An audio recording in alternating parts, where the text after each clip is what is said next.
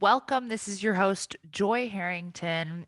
Today, I want to talk about launch disappointments, or maybe it's even other disappointments when it comes to your business and creating offers and putting yourself out there.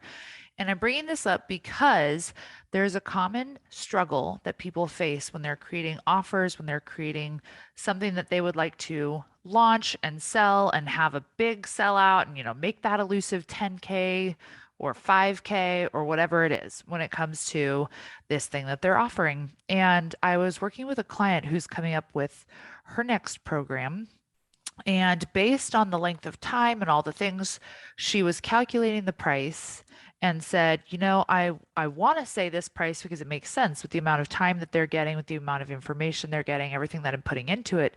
This price makes sense. But when I say it, I get a bad feeling in my body and I go, oh, people won't actually pay me for that. And I said, okay, well, tell me if you put yourself out there and you do this offer with this price and no one signs up, how will you feel? And she said, I'll feel like a failure. I'll feel like a disappointment. So that told me a couple of things. It told me, number one, that she was really, really attached to the outcome of wanting to sell this thing. And number two, it told me that her price, while it made sense logically, was not matching her energetically. And she was building this thing backwards. So much strategy, so much advice out there in the business world, in the coaching world, is to start with the price and then create the offer. Or, you know what? Create the offer and look at it logically and give it a price like that. And that is what it is. And if it's a bigger price than you're used to, it's going to stretch you and that's good for you, anyways, and all the things, right?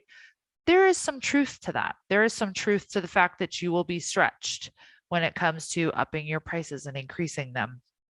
However, that wasn't leading with her heart.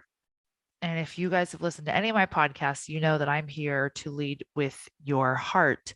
And when you show up with heart and service first, strategy serves heart and service.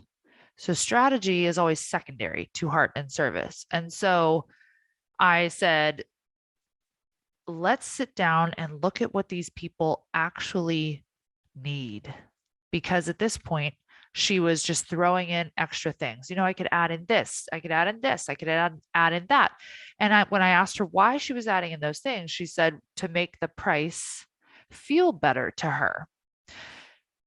And I said, that is one way that you can do it. Another way to do it is, do these people actually need all of this? Because if they don't need it and they don't think they need it or they don't want it, they're not going to buy that. So if it was you, like what would actually be what you would actually need that you were wanting to buy? And with that in mind, we completely revamped her offer, rebuilt it based on what the client would actually need to get the maximum result she was trying to help them get. And guess what? The course ended up being shorter. She ended up not even giving them all of those extra things that she was throwing in there because she realized, oh, these are busy people. They're not even going to have time for all of this. Number one. Number two, it might even be too much information. And when it's too much information, people never get a transformation.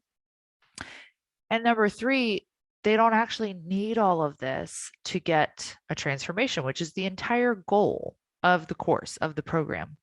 And so because of that, after looking at what do these people actually need, what's going to be the most helpful for them to get a real true transformation, and only putting in that, only putting in the best of the best, then I said, now what price do we want to attach to this? And based on that, she picked a completely different price, feels 100% confident in it. That feeling in her body is gone.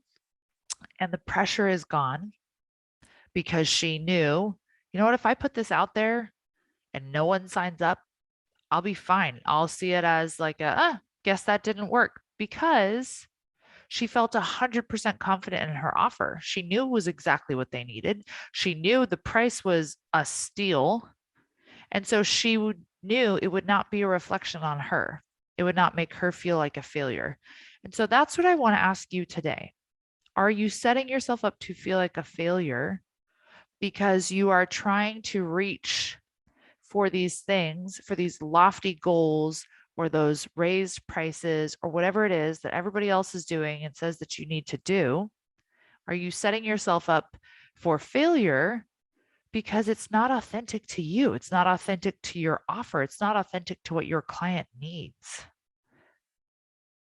Every time you do it that way, you will get into hustle mode. You'll get into masculine mode. You will get into that pressure.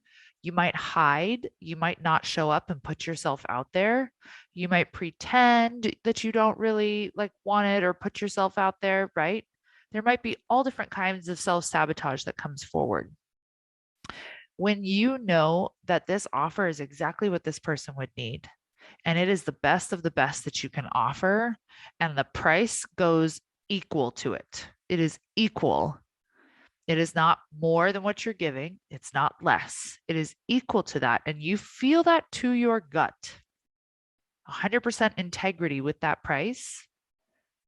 You won't care if people don't buy. You won't care if people sign up because you will know it is no reflection on you and your offer. You will stand by that offer. You will stand by that and be like, that wasn't any kind of reflection on me and my offer. It just shows me that this wasn't quite what they were looking for. And how can I tweak that? That's how you get to use feedback to change and grow your business. I'm always saying use feedback. Well, you only get real feedback when you're showing up 100% in integrity and authenticity with your offer, with your price, and with what you put together based on what they actually need. So if you've been dealing with disappointment or feeling like a failure when it comes to your launches, your offers, people not signing up, all the things, I invite you to go look and get real honest with yourself and get kind of picky about it and be like, who is this person that I'm helping? And what do they actually need based on how busy they are, how much they have on their plate? Like, what do they want and need? Not what do I want and need? What do they want and need? What will best help them get a true transformation? A true transformation. And true transformation usually doesn't require a whole bunch of bells and whistles and all the extra shiny stuff, right? So look at it and then say, based on that, what price would be equal to that? That would be 100% a deal for them. And I would know, oh my gosh, this is a steal of a deal. This is completely worth this price. And every fiber of my being resonates with that. When that happens, you will have no problem putting yourself out there and using the feedback to then tweak or change your marketing or how you're talking about it. Or maybe listen, oh my gosh, maybe that's not what people are even asking you for, right? Go look at what you want to change and how you can begin setting yourself up for success and to actually be able to use that feedback to your advantage rather than feeling like a failure. Go have a beautiful day.